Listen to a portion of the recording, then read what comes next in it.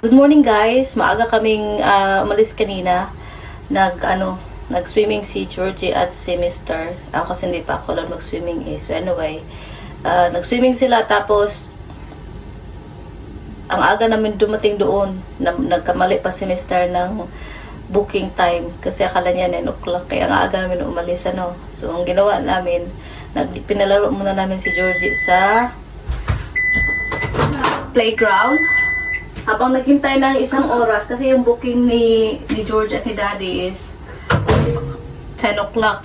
So anyway guys, alam niyo yung isang araw, sabi ko na sana ako magbilo-bilo. Hindi ko nagawa dahil hindi naman natuloy si Cheryl dahil nag-extend sila sa London. So tinanong na ako magbilo-bilo kasi ako lang kakain ba. Kaya tinamad ako magluto, bukod sa ako lang kakain, tinamad din akong ihatid yung bilo-bilo sa yung kapitbahay ko din. So anyway, binitbit ko na lang itong plantain banana kasi sayang kasi pag iiwan ko doon sa bahay, masisira lang kasi isang linggo kaming wala, di ba? So ako lang naman ang kakain. So ito yung kainin ko ngayon. Habang naghihintay kami ng oras kasi next activity for Georgie is pottery. Mag-pottery siya.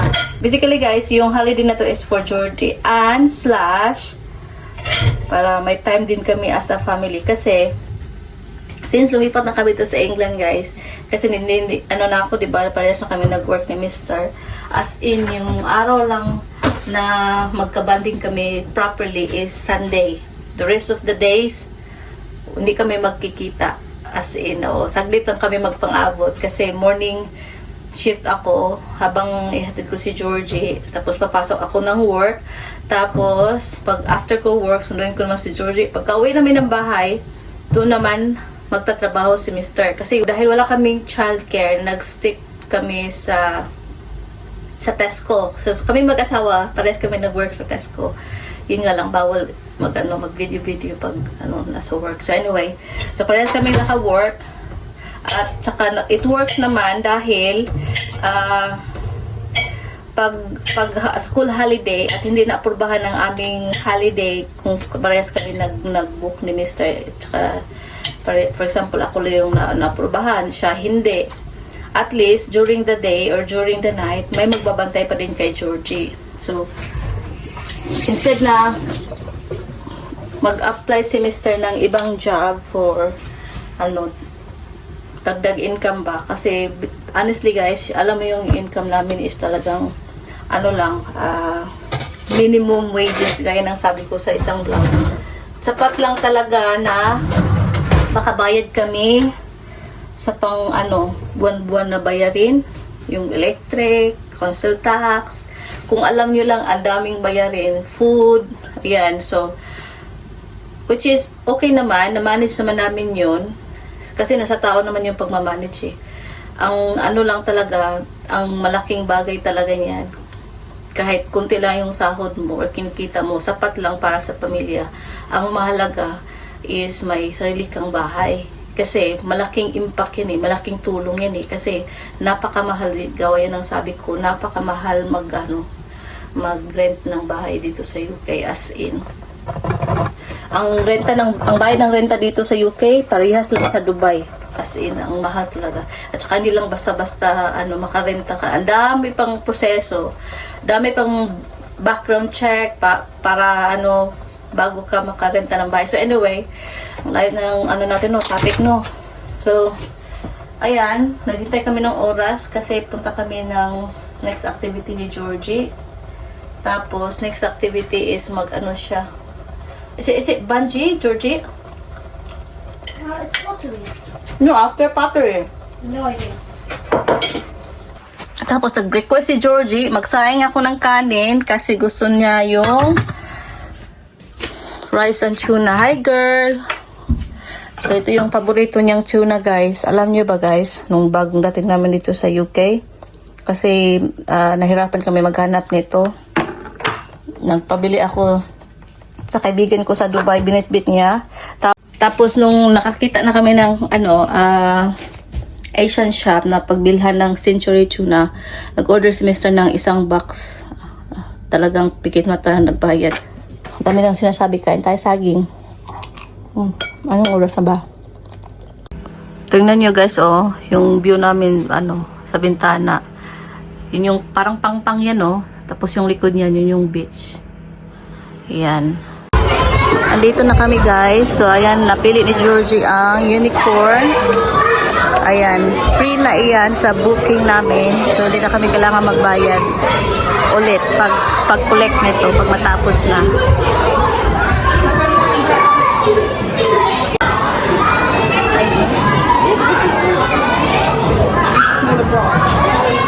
Hi guys, we finished our pottery now, so we're gonna go back home because we're gonna have lunch and Daddy's waiting outside. So we better hurry because he's been out there for ages. Hindi ko na na-videohan the rest ng painting namin guys kasi nakafocus ako kasi naghintay si Mr. kasi sa akin yung susi.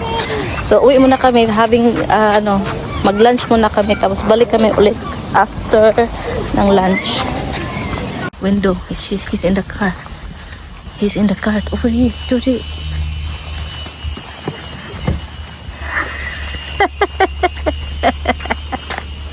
Ay, nako. So, alis kami guys. Second activity ni Georgie is bungee. Yung trampoline ba? Tapos, ang kagandahan dito pag mag-caravan guys, no? Activities na sa loob na ng site. Tapos, talaga siya, perfect for family or for anybody. Lalo na sa mga gustong mahilig sa beach. Lalo na sa pamilya na may aso kasi welcome ang pets dito mga pets.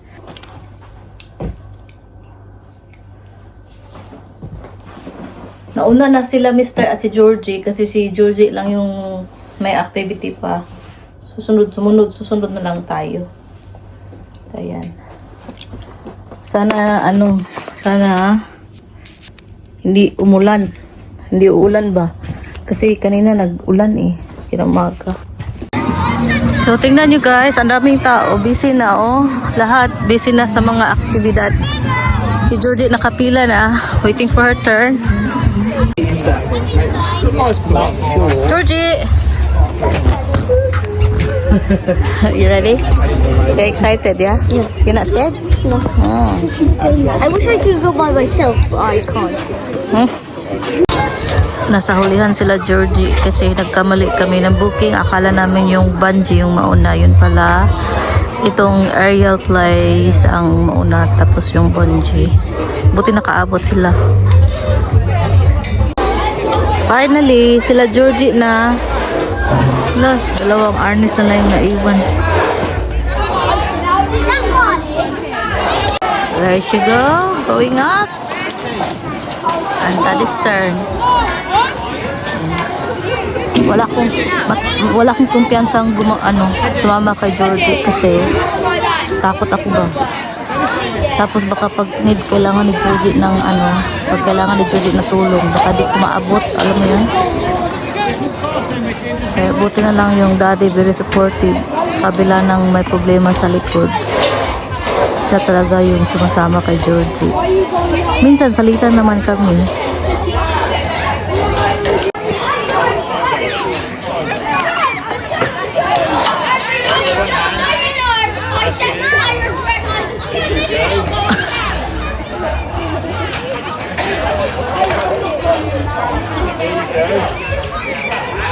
Dagoy nyo. Brilliant, you're doing really well. Take your time, nice and slowly. One foot, one hand. That's it. You go. Good. Get your balance. Focus. There you go. Yay! Nearly there.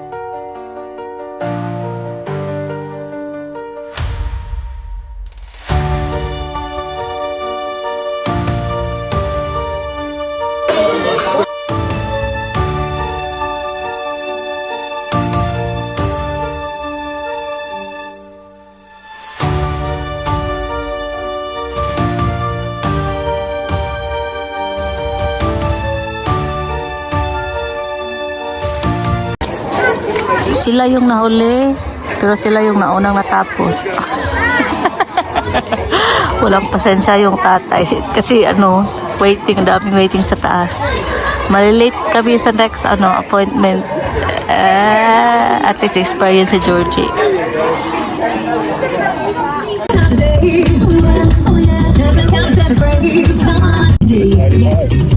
Oh yeah, it's real chill music now, I have to say. But hey, get your groove on. Yeah. Oh!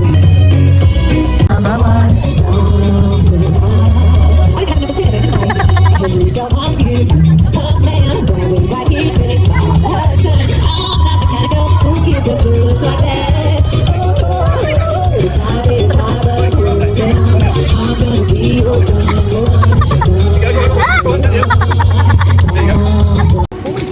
Third activity ni Georgie, bungee. Bungee. Backward somersault. Thanks. Come on. Jump. Come on, I want big jumps today. Higher, oy! Yeah, bend your knees. There you go. That's it. Ila, your French love. Alala. Your French. Alam nyo guys, ayaw talaga to pag nililipad niya yung bangs niya. Ayaw niya nakikita yung noo niya.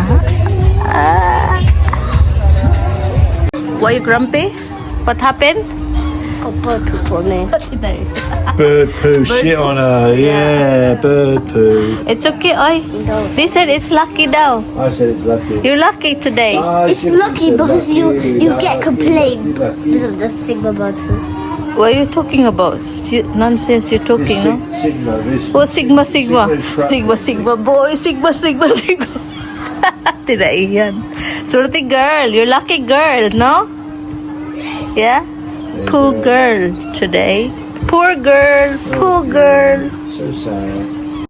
Back to caravan. Georgie eating donut.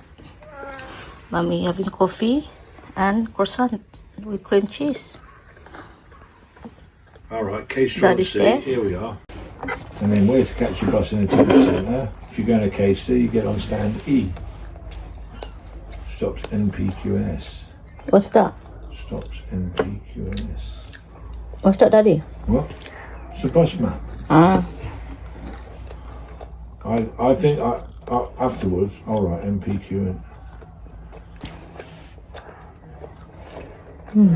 Hurry up.